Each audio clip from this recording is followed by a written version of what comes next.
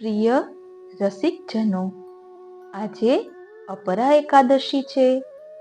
અપરા એકાદશીનો અર્થ થાય છે અ એટલે આસુરી અને પરા એટલે પોતાની.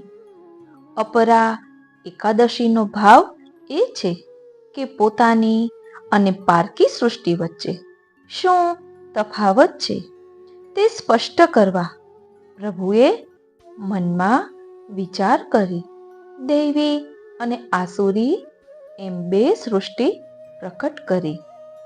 એક સૃષ્ટિમાં ભક્તિરૂપી સુંદરી છે અને બીજી સૃષ્ટિમાં માયારૂપી દાસી છે.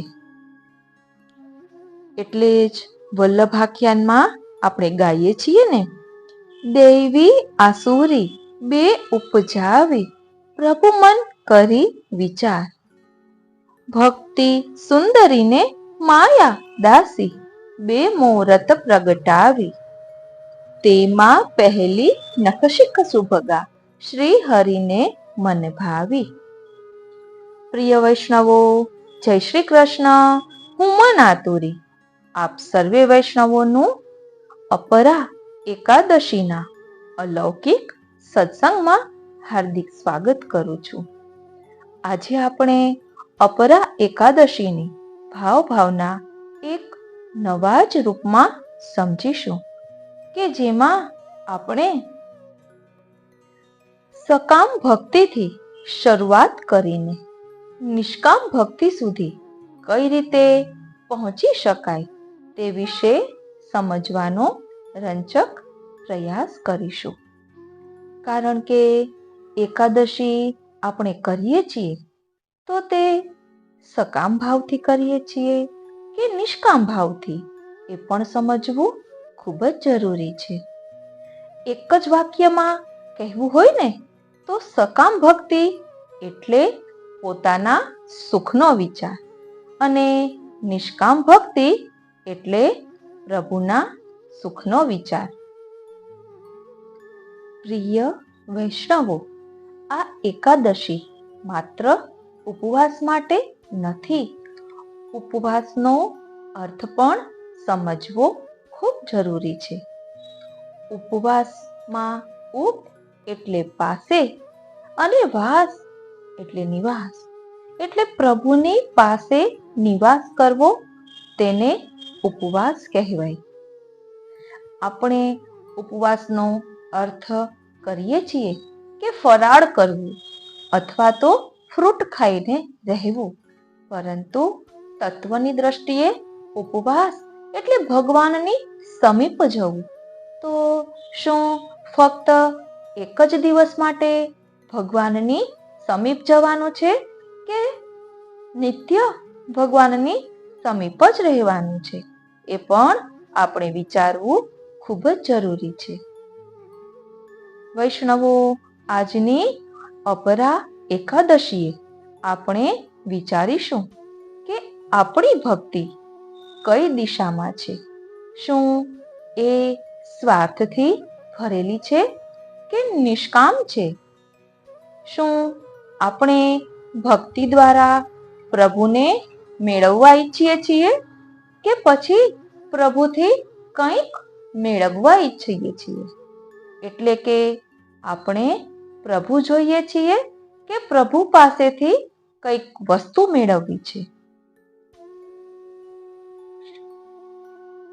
મન, હા એ જ મન તો મન આતુરી છે ને.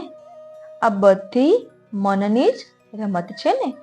તો હંમેશા મનને પ્રભુના દર્શન માટે, સત્સંગ માટે, સેવા સ્મરણ માટે તત્પર રાખીએ, જે પ્રેમ લક્ષણા ભક્તિ તરફ વળવાનું પહેલું પગથિયું છે. આજે આપણે મન આતુરીમાં સમજીશું ભક્તિના પ્રકાર: સકામ ભક્તિ, નિષ્કામ ભક્તિ, નવધા ભક્તિ, પ્રેમ લક્ષણા ભક્તિ અને હા, સાધન ભક્તિ પણ છે ને, જ્યાં નિયમ અને શ્રદ્ધા છે અને કંઈક મેળવવાની આશા છે. આરંભિક ભક્તિમાં જ્યાં ચિત્ત હજુ પ્રભુમાં ચોંટ્યું નથી, મનને ખેંચી ખેંચીને પ્રભુ તરફ વાળવાનો પ્રયાસ કરીએ છીએ.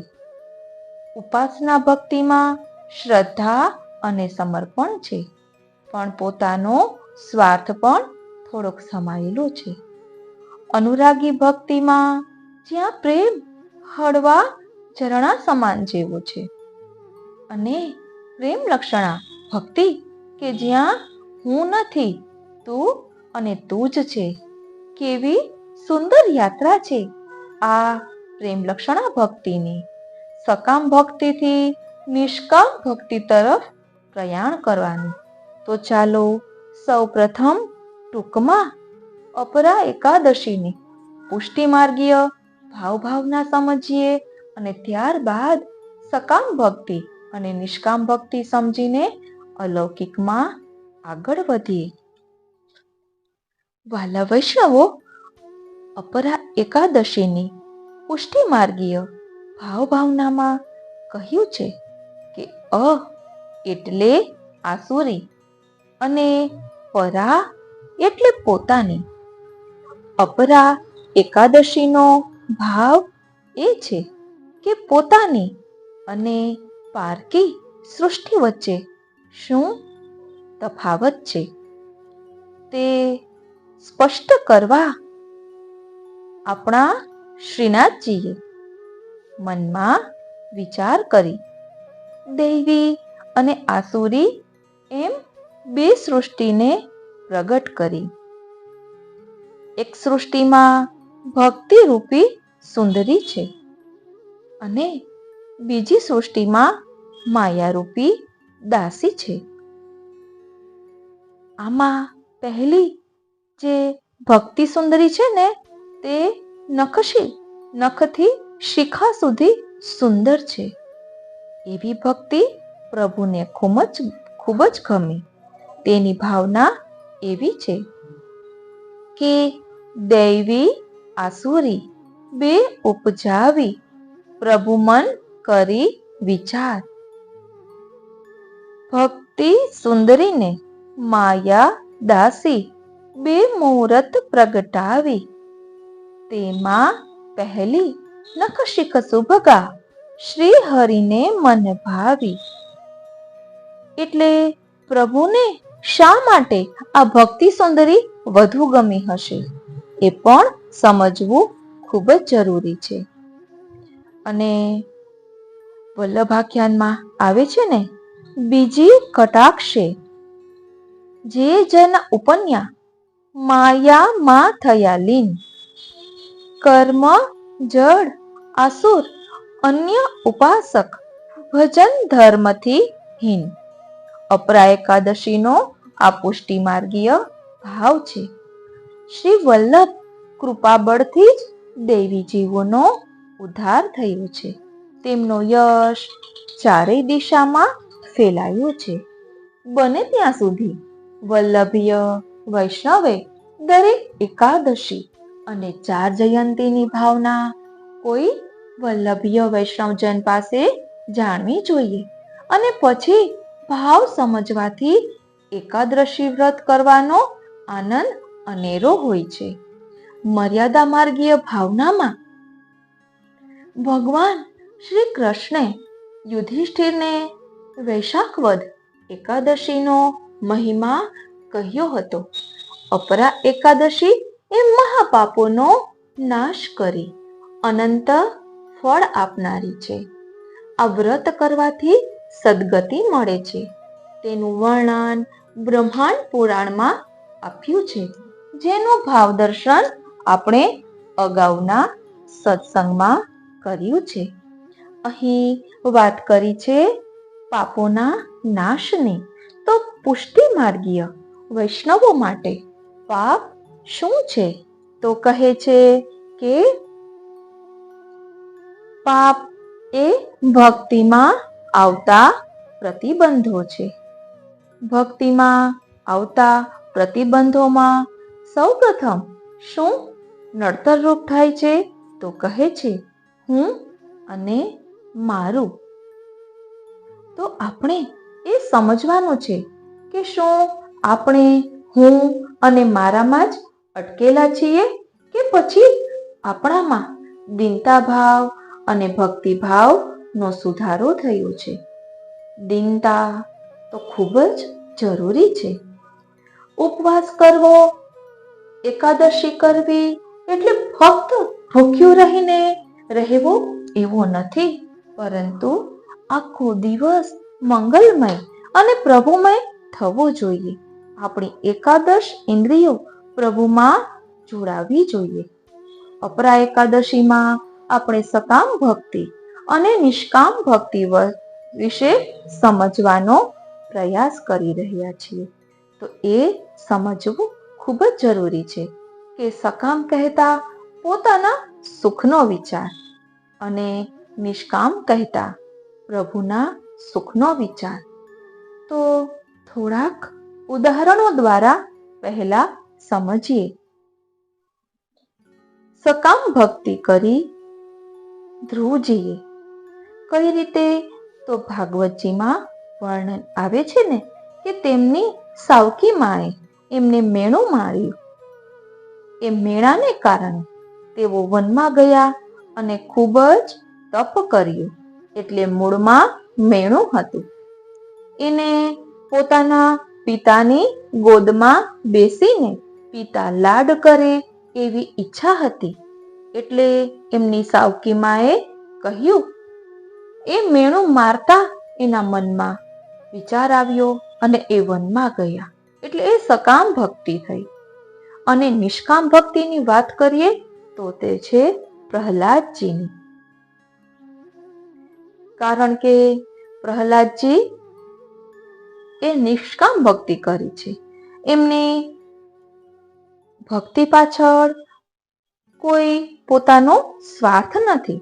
નાનપણથી એમને ભક્તિ કરી છે અને કહ્યું પણ છે કે શ્રીનાથ છે એમને એ કહ્યું પણ છે કે બાળકોએ પોતાનું જીવન ફક્ત રમત ગમતમાં ન વિતાવતા પ્રભુમય ગાળવું જોઈએ. પ્રિય વૈષ્ણવો, હજી સકામ ભક્તિનું ઉદાહરણ સમજવાનો પ્રયાસ કરીએ ને તો એક ખૂબ જ સુંદર પ્રસંગ છે કે જેમાં વર્ણન આવે છે કે આપણા શ્રી શ્યામ સુંદરે એક ખેલ રચ્યો. એટલે નારદજીએ એમને કંઈક પ્રશ્ન કર્યો હતો અને એ પ્રશ્નના જવાબમાં શ્યામ સુંદરે કહ્યું હતું કે આજે મારું માથું ખૂબ જ દુખે છે. જો કોઈ ભક્ત એની ચરણરજ મને આપે ને તો મારું દુઃખ દૂર થાય. પ્રભુ પીડામાં છે, તેમને માથું દુખી રહ્યું છે. એટલે પ્રભુએ નારદજીને કહ્યું કે આપના ચરણની રજ મને આપો કે જેના કારણે મારું દુઃખ દૂર થાય. તો નારદજી કહે, અરે આપ આ શું કહો છો? આપ તો મારા સ્વામી છો. મારાથી કંઈ મારી ચરણ રજ આપને થોડી અપાય. મારે કંઈ નરકમાં થોડું જવું છે. પછી શ્યામ સુંદર કહે છે કે તો પછી આપ કોઈ એવો ભક્ત શોધી લાવો કે જે એની ચરણ રજ મને આપે. એટલે સૌપ્રથમ નારદજી ગયા અષ્ટપટરાણીઓ પાસે. એક પછી એક પટરાણીઓને પૂછ્યું. બધાએ ના કહી. કહ્યું કે કંઈક ઉપાય કરીએ કે જેના કારણે અમારા સ્વામીનો આ દુઃખ દૂર થાય. પરંતુ કોઈએ પોતાના ચરણની રજ ન આપી. કારણ કે ચરણ રજ આપે તો પોતાને પાપ લાગે, અપરાધ થાય. એ ભયથી ન આપી. એટલે તેમાં તત્સુખનો વિચાર ન હતો.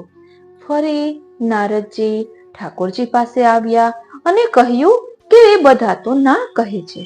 પછી ઠાકોરજીએ કહ્યું કે હવે તમે ગોપીજનો પાસે જાઓ.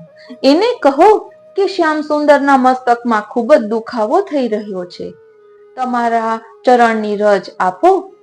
એ મસ્તકે લગાડવાથી ઠાકોરજીનું દુઃખ દૂર થશે. એટલે નારદજી ગયા ગોપીજનો પાસે. અને ગોપીજનોને વાત કરી કે શ્યામ સુંદરનું મસ્તક દુખી રહ્યું છે.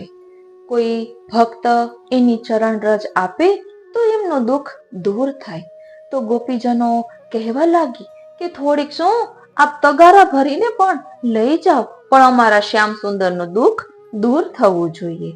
એટલે આ પ્રસંગ સૂચવે છે તત્સુખનો વિચાર. ત્યારે નારદજી કહે છે કે શું આપને ખબર નથી કે શાસ્ત્રોમાં કહ્યું છે કે સ્વામીને આ રીતે આપણી ચરણ રજ આપવાથી અપરાધ લાગે છે અને દંડ ભોગવવો પડે છે, રવ નરકમાં જવું પડે છે. તો ગોપીજનો કહે આવી વાતોમાં સમય ન કાઢો, આપ જલ્દી જાઓ, અમારે ભલે નરકમાં જવું પડે એનું અમને કાંઈ ભય નથી, બસ અમારા શ્યામ સુંદર તકલીફમાં ન રહેવા જોઈએ. આ છે નિષ્કામ ભક્તિ. આ પ્રસંગો દ્વારા આપણે પણ સમજવાનું છે કે આપણે સકામ ભક્તિથી નિષ્કામ ભક્તિ તરફ કઈ રીતે વળવાનું છે. કારણ કે આપણે સ્તોત્ર પાઠ કરીએ છીએ અને મનમાં એવો વિચાર રાખીએ છીએ કે આ પાઠ કરવાથી આ ફળ મળે. જેમ કે દુઃખ દૂર કરવાની વાત કરીએ તો ઘણા એમ કહેતા હોય છે કે કોઈ પણ મુશ્કેલી હોય ને તો નવરત્નનો 9 વખત પાઠ કરવાથી એ ચિંતાઓ દૂર થાય છે. એટલે આપણે પણ આવું સાંભળી અને લૌકિક ચિંતાઓને દૂર કરવા માટે પાઠ કરવા લાગીએ છીએ. પરંતુ એ પાઠને સમજીએ કે એ લૌકિક ચિંતાઓને દૂર કરવા માટે નથી. એ પાઠ તો અલૌકિક ચિંતા દૂર કરવા માટે રચાયો છે. છતાં પણ ભલે ને શરૂઆત સકામ ભક્તિથી કરી કે ઘરમાં કોઈ મુશ્કેલીઓ છે કે ચિંતા છે અને તેને કારણે આ નવરત્નના 9 પાઠ કરવાની શરૂઆત કરી. પછી કોઈ વૈષ્ણવ મળ્યા હોય અને કહે કે તમે એવું કરો કે આનો અર્થના અનુસંધાન સાથે પાઠ કરો. પછી અર્થના અનુસંધાન સાથે પાઠ કરવા લાગ્યા. ત્યારે ખ્યાલ આવ્યો કે અરે આ સ્તોત્રમાં તો કેટલું સુંદર કહ્યું છે કે નિષ્કામ ભાવે ભક્તિ કરવાની છે, અષ્ટાક્ષર મહામંત્રનું સતત રટણ કરવાનું છે. એટલે એ ભાવાર્થ વાંચ્યા પછી વૈષ્ણવ શું કરે છે? સતત અષ્ટાક્ષર મંત્રનો જાપ કરે છે. એમ કરતા કરતા અષ્ટાક્ષર મહામંત્રના મહાત્મ્ય વિશે પણ એમને જાણવા મળે છે અને ખ્યાલ આવે છે કે આ બધું તો કંઈ આવી લૌકિક ચિંતાઓને દૂર કરવા માટે નથી, પરંતુ પ્રભુની લીલાઓનું અનુસંધાન રહે તે માટે આ બધા સ્તોત્ર પાઠ છે. આ રીતે ખ્યાલ આવે એમ કરતા કરતા સકામ ભક્તિથી નિષ્કામ ભક્તિ તરફ વળે છે. પહેલા શરૂઆત કરી લૌકિક ચિંતાઓને દૂર કરવા માટે અને પછી ખબર પડી કે આ કંઈ લૌકિક ચિંતાઓને દૂર કરવા માટેનો પાઠ નથી, આ તો પ્રભુના આપણા હૃદયમાં પધરાવવા માટેનો પાઠ છે. નમામિ હૃદયે શેષે લીલા ક્ષીરાતિશાયિનઃ લક્ષ્મી સહસ્ત્ર લીલાભિઃ સેવ્યમાન કલાનિધિ ચતુર્ભિશ્ચ ચતુર્ભિશ્ચ ચતુર્ભિશ્ચ ત્રિભિસ્તથા ષડ્ભિ વિરાજતે યૌસો પંચધા હૃદયે મમ. પ્રિય વૈષ્ણવો, આપણે સકામ ભક્તિથી નિષ્કામ ભક્તિ તરફ કઈ રીતે વળાય તે માટે આ નવરત્ન સ્તોત્રનો આધાર લીધો છે. તેના ભાવાર્થમાં કહ્યું છે કે આત્મનિવેદન કરેલ ભગવદીય જનોએ એ પ્રકારે ક્યારેય પણ અને કશી પણ ચિંતા ન કરવી. ભગવાન ખૂબ જ દયાળુ છે, તેથી ભગવદીય જનોની લૌકિક દશા કરશે નહીં. ધ્યાન આપજો, અહીં કહ્યું છે ને કે લૌકિક દશા કરશે નહીં. ભગવદીય જનોની સાથે નિવેદન તો સર્વ પ્રકારે સ્મરવું જ. એટલે આત્મનિવેદન મંત્રની વાત કરી છે.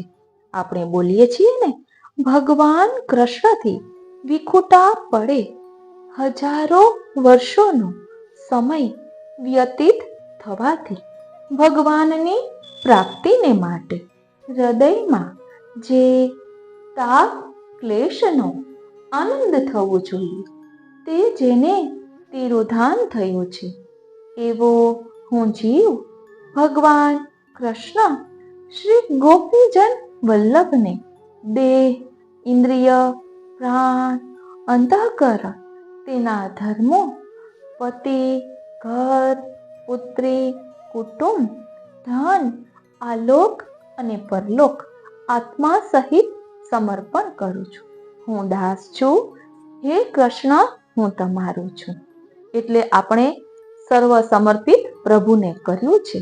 પછી ક્યાં હું અને મારું રહ્યું? પછી આપણે કંઈક મેળવવાની કામના ક્યાં રહી? અને એ યાદ રાખવાનું છે કે ભગવદીય જનોની સાથે આ નિવેદન મંત્રનું સ્મરણ કરવું. આપણે 84-252 વૈષ્ણવોના પુસ્તકો વાંચીએ, એમનું દિવ્ય ચરિત્ર સાંભળીએ કે મનન ચિંતન કરીએ તો આ વાતનો ખ્યાલ આવે છે. કારણ કે આપણા શ્રી મહાપ્રભુજીએ જે સિદ્ધાંતો દર્શાવ્યા છે ને, તેને 84-252 વૈષ્ણવોએ જીવી બતાવ્યા છે. એ હંમેશા યાદ રાખવાનું કે સર્વના નિયંતા અને સર્વના આત્મા પોતાની ઈચ્છા પ્રમાણે કરશે, કરે કરાવે શ્રીનાથજી. સર્વનો ભગવાન સાથે સંબંધ છે. મુખ્યને એકને જ સંબંધ છે એવું નથી, એ પ્રકારની મર્યાદા છે. એથી અન્ય વિનિયોગમાં પણ શી ચિંતા, પોતાના અન્યમાં વિનિયોગની પણ શી ચિંતા. એટલે કે કોઈ પણ પ્રકારની ચિંતા કરવાની જરૂર નથી. પ્રભુ સર્વ કરવા સમર્થ છે. કિયો સબ ગોપાલ હિકો હોય. આ બધું યાદ રાખવાનું છે. અજ્ઞાનથી અથવા જ્ઞાનથી જેમણે આત્મનિવેદન કર્યું છે તેને ચિંતા કરવાની રહેતી નથી. તો જેમણે પોતાના પ્રાણ કૃષ્ણને સોંપ્યા છે એને કોઈ પણ પ્રકારની ચિંતા કરવાની ક્યાંથી હોય? શ્રી હરિના ભક્તના લોક માર્ગમાં અનેક વૈદિક માર્ગમાં સ્થિરતા નહીં થવા દે. એટલે કે જે હરિનો ભક્ત છે તેને લૌકિકમાં ક્યારેય પણ શાંતિનો અનુભવ નહીં થાય કે હાશ, હવે મારે બધી નિરાશ છે, કે હવે બધું સારું છે, હવે મારે કોઈ ઉપાધિ નથી. પ્રભુ એવા ખેલ ખેલશે કે કંઈક ને કંઈક લૌકિકમાં તકલીફો હશે કે જેના કારણે આપણને સંસારમાં અરુચિ રહે. માટે આ બધું પ્રભુની કૃપાનું લક્ષણ છે.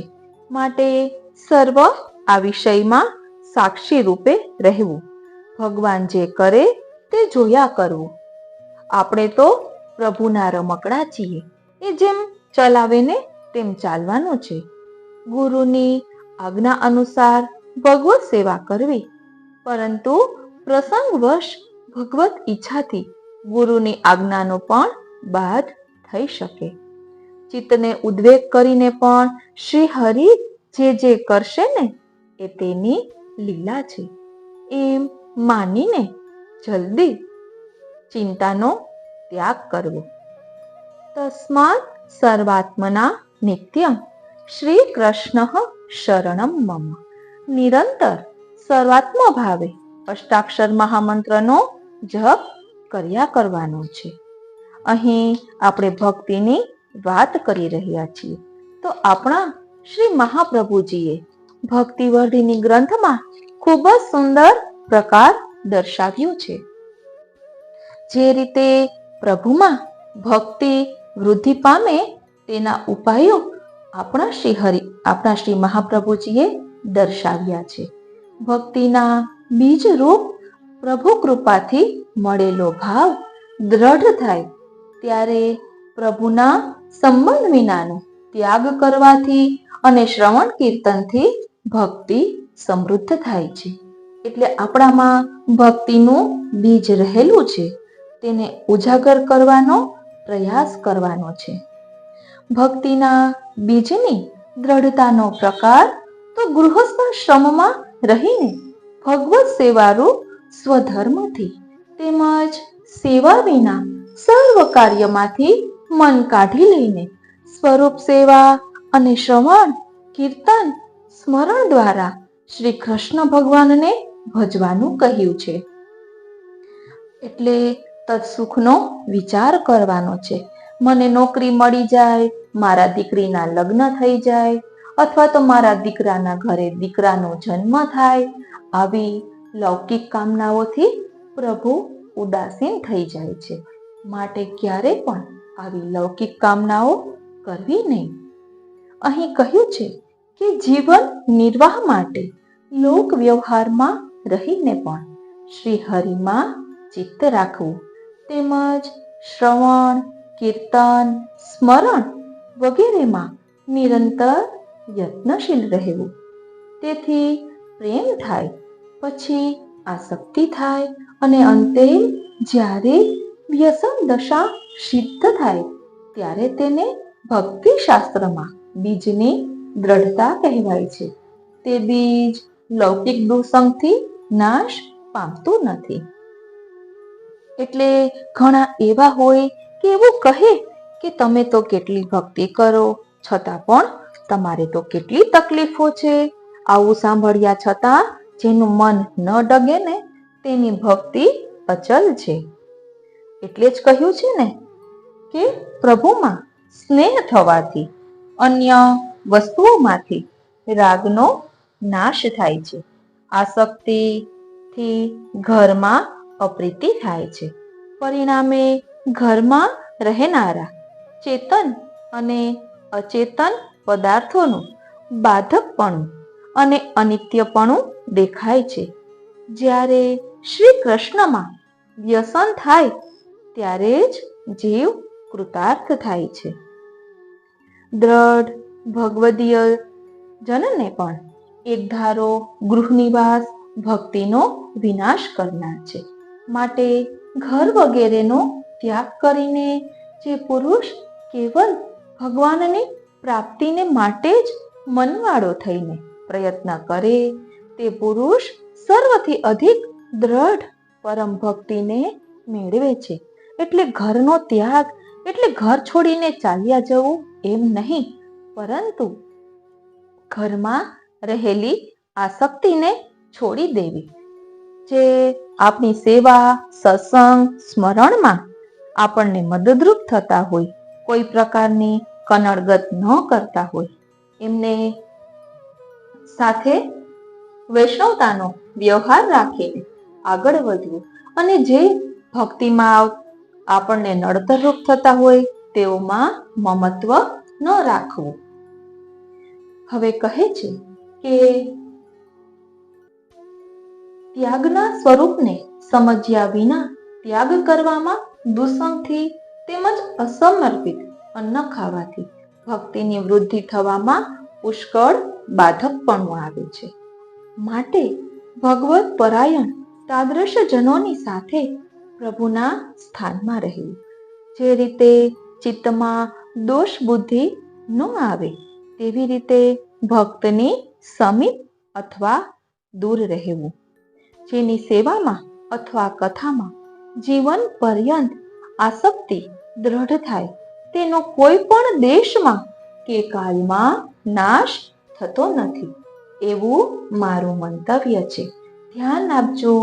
ખૂબ જ સમજવાનું છે કે જેની સેવામાં અથવા કથામાં જીવન પર્યંત આસક્તિ છે તો આપણે પણ એ મનમાં આત્મચિંતન કરવાનું છે કે શું આપણી સેવા અને કથામાં આસક્તિ છે?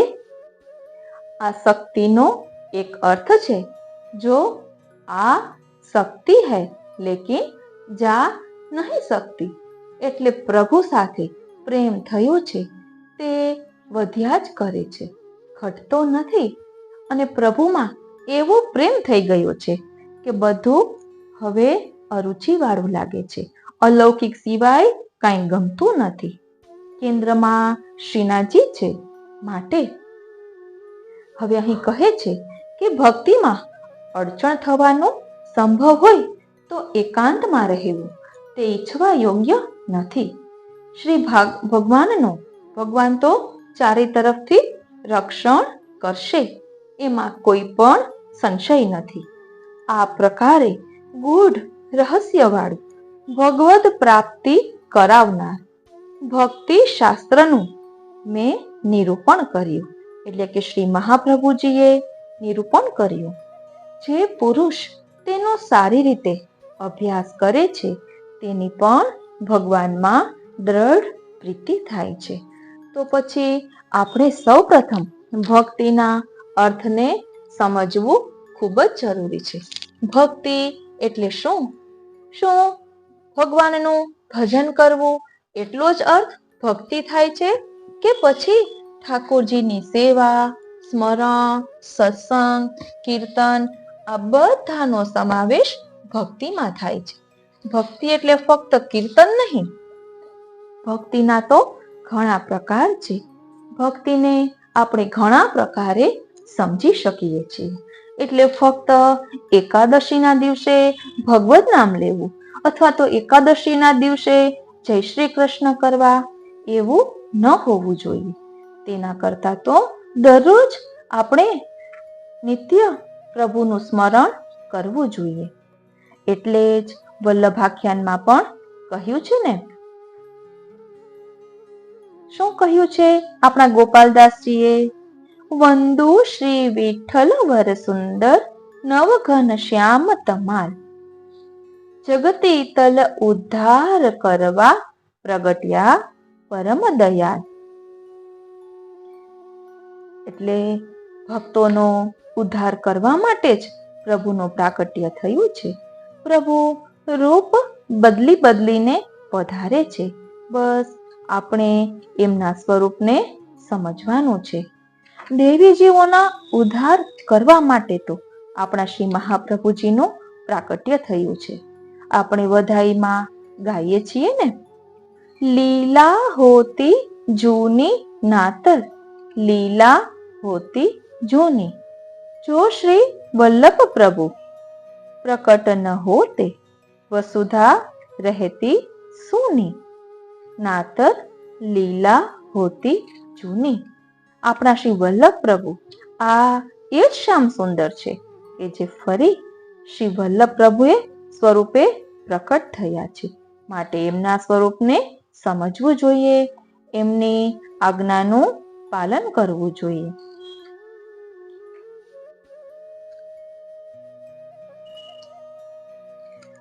પ્રિય વૈષ્ણવો, આપણા શ્રી પુષ્ટિ પુરુષોત્તમ પ્રભુએ ભૂતલ પર જન્મ મરણના ફેરામાં ભટકતા દૈવી જીવોનો ઉદ્ધાર કરવાનો વિચાર કર્યો. તે માટે આપે સૃષ્ટિની રચના કરી. તેમાં વિવિધ પ્રકારના જીવોના ઉદ્ધારનો વિચાર કર્યો. તે માટે આપે સૃષ્ટિની રચના કરી. તેમાં વિવિધ પ્રકારના જીવોને પ્રકટ કર્યા. તે જીવોનું સ્વરૂપ અને તેમનું કાર્ય હવે 16મી કડીમાં ગોપાલદાસજીએ વર્ણવ્યું છે. અહીં 6 કડીઓમાં અલૌકિક ગોલોકધામનું વર્ણન કર્યું છે. તેવું જ વર્ણન અષ્ટછાપ મહાનુભાવ ભગવદીઓએ પોતાના કીર્તનમાં પણ કર્યું છે. એટલે અધિકારી પુષ્ટિ ભક્તોએ ગોલોકધામની લીલાનો વિશેષ આસ્વાદ કરવાની ઈચ્છા થાય ત્યારે આ કીર્તનોનું રસપાન કરવું જોઈએ.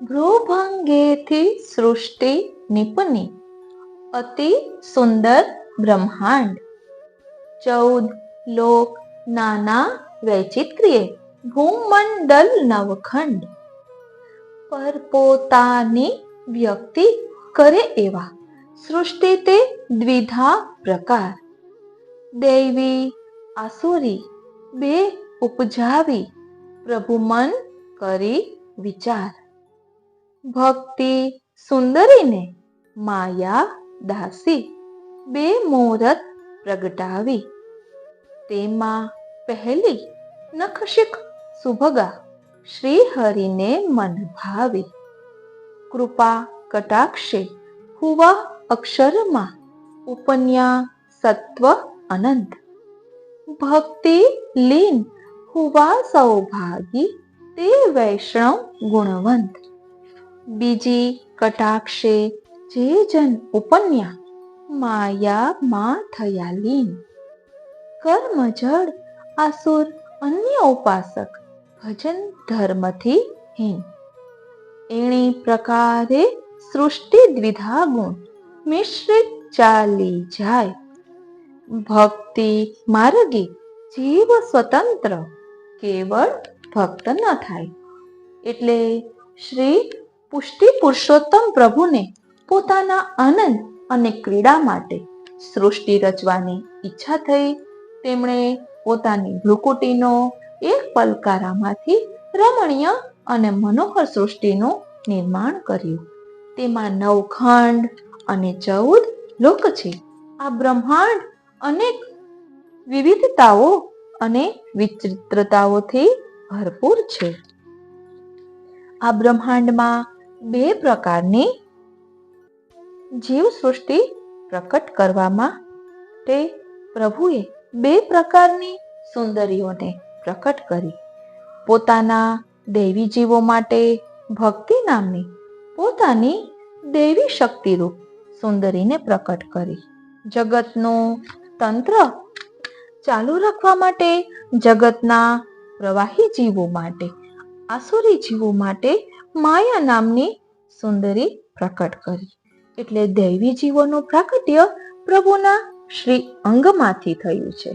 તેમના મનનો નિરોધ પ્રભુમાં થાય તે માટે ભક્તિ સુંદરી અલૌકિક સ્વરૂપના છે. એમને જોઈને પ્રભુને પણ પ્રસન્નતા થઈ.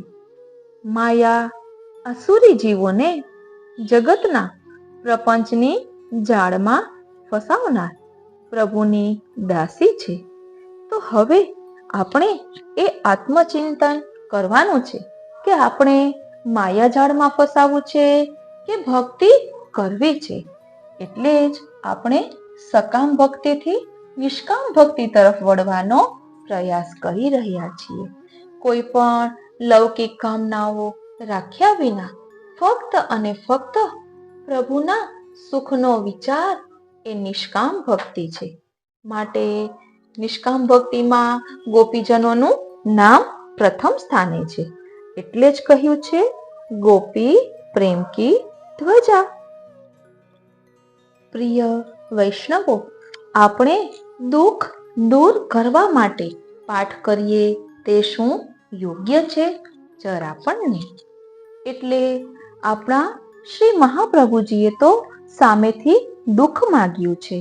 નિરોધ લક્ષણ ગ્રંથમાં શ્રી મહાપ્રભુજી કહે છે, ગોકુલમાં શ્રી યશોદાજી, શ્રી નંદરાયજી તથા એમના સંબંધીઓને અને તેથી પણ ઉત્કૃષ્ટ જે દુઃખ શ્રી ગોપીજનોને થયું તે દુઃખ મને ક્યારે થાવ?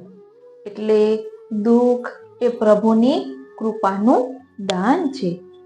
ગોકુલમાં ગોપીજનોને તથા વ્રજમાં રહેનારા સર્વેને જે સુખ સારી રીતે પ્રાપ્ત થયું તે સુખ શું મને ભગવાન આપશે? એટલે અહીં સંયોગ અને વિયોગ બંને પ્રભુ પાસે માંગ્યા છે, વિનંતી કરી છે. આપણે કીર્તનમાં ગાઈએ છીએ ને, સંયોગ વિયોગ રસ ભાવને વિચારજો, ભક્તિ રસ પાન કરી સૌને પીવડાવજો.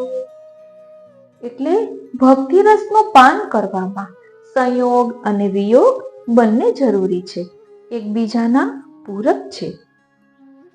પ્રિય વૈષ્ણવો, ઉદ્ધવજી પધાર્યા ત્યારે વૃંદાવનમાં અથવા શ્રી ગોકુલમાં જેવો અત્યંત મોટો ઉત્સવ થયો તેવો મારા મનમાં કોઈ વાર થાઓ. એટલે આ નિરોધનું સ્વરૂપ સમજાવ્યું છે. ઉત્સવ કહેતા આનંદ. એટલે મારા હૃદયમાં એવો આનંદ ક્યારે થશે?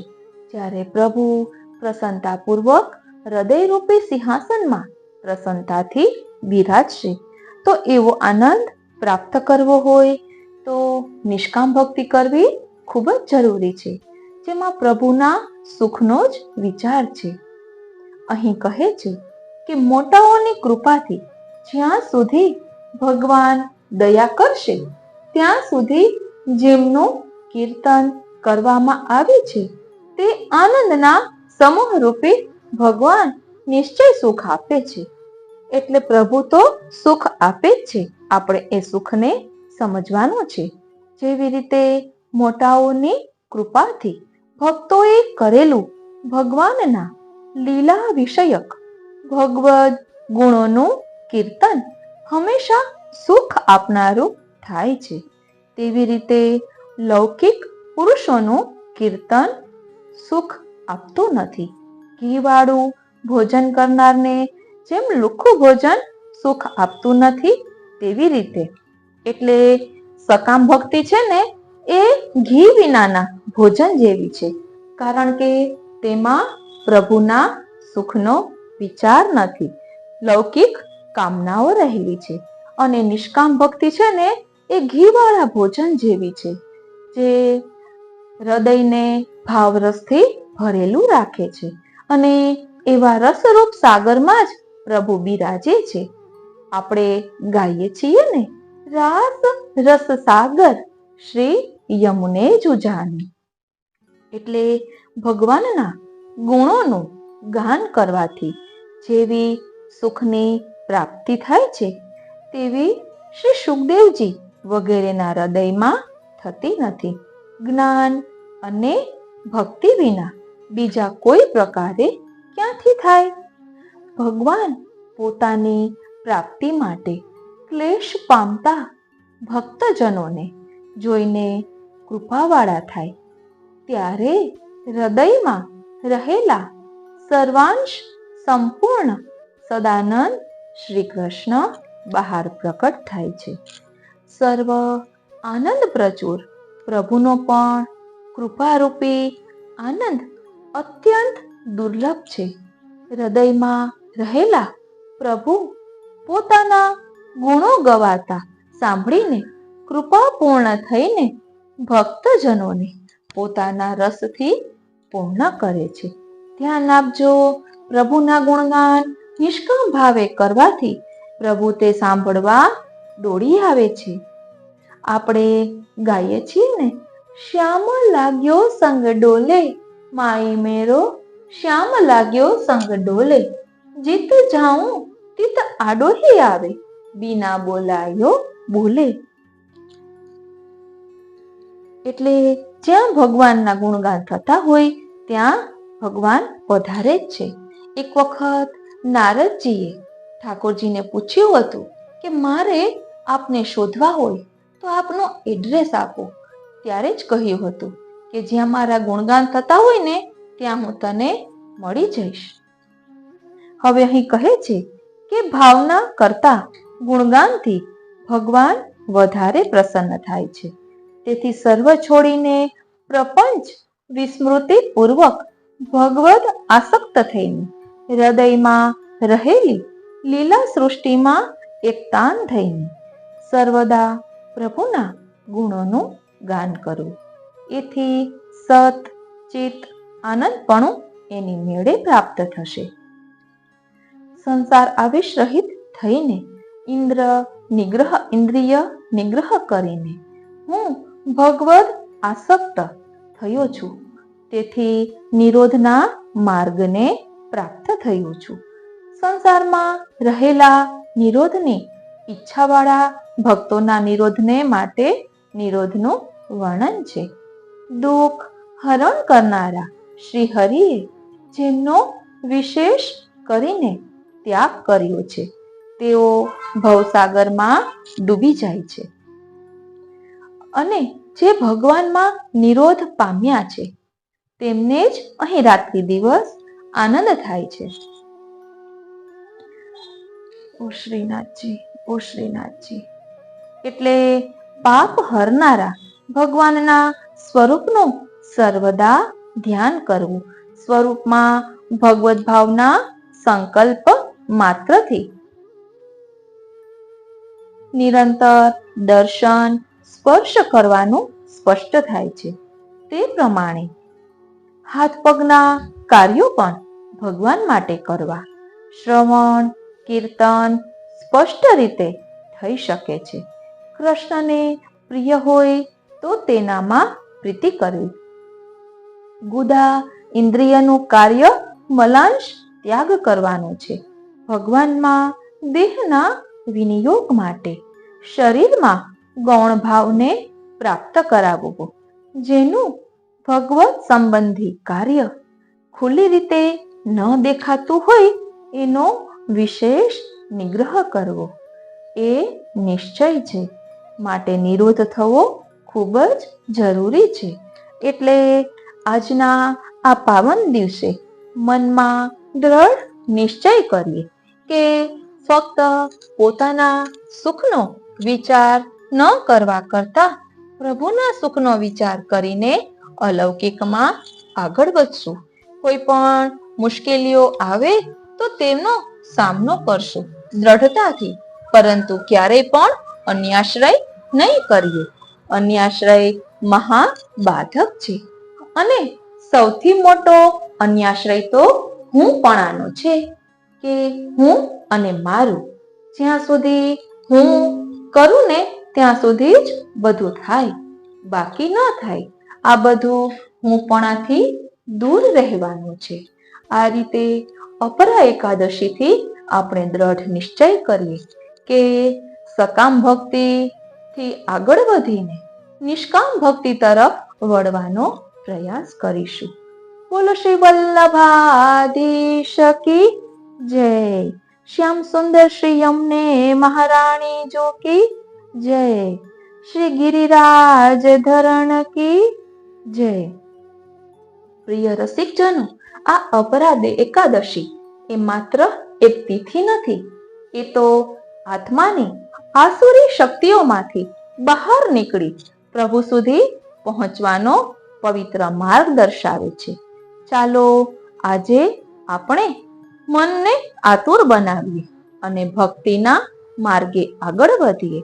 એવા પ્રેમથી ભરેલા પગલા વડે જે પગલા અંતે શ્રી હરિના ચરણો સુધી પહોંચી જાય. પ્રભુના ચરણારવિંદમાં રજ બનીને ચોંટી જઈએ કે જેના કારણે જ્યાં પ્રભુ પધારે એ લીલાઓનો આપણે આનંદ માણી શકીએ. બોલો શ્રી વલ્લભાધીશ કી જય. આજનો આ સત્સંગ શ્રીનાથજી, શ્રી યમુનાજી અને શ્રી મહાપ્રભુજીના ચરણારવિંદમાં સમર્પિત કરું છું અને એ જ વિનંતી ધરું છું કે અહીં દર્શાવેલા ભાવને આપણા બધાના હૃદય પટલ પર, આત્મપટલ પર ધારણ કરી શકીએ એવી કૃપા કરો. વાલા વૈષ્ણવો, આપને આ સત્સંગ કેવો લાગ્યો? શું આપને સકામ ભક્તિ અને નિષ્કામ ભક્તિ વિશે વધુ જાણવાનું મન થાય છે? શું આપ સ્તોત્ર પાઠ કોઈ લૌકિક કામનાઓ માટે કરો છો? આ બધું વિચારીને આપના મનના ભાવ કોમેન્ટ બોક્સમાં જરૂરથી જણાવશો.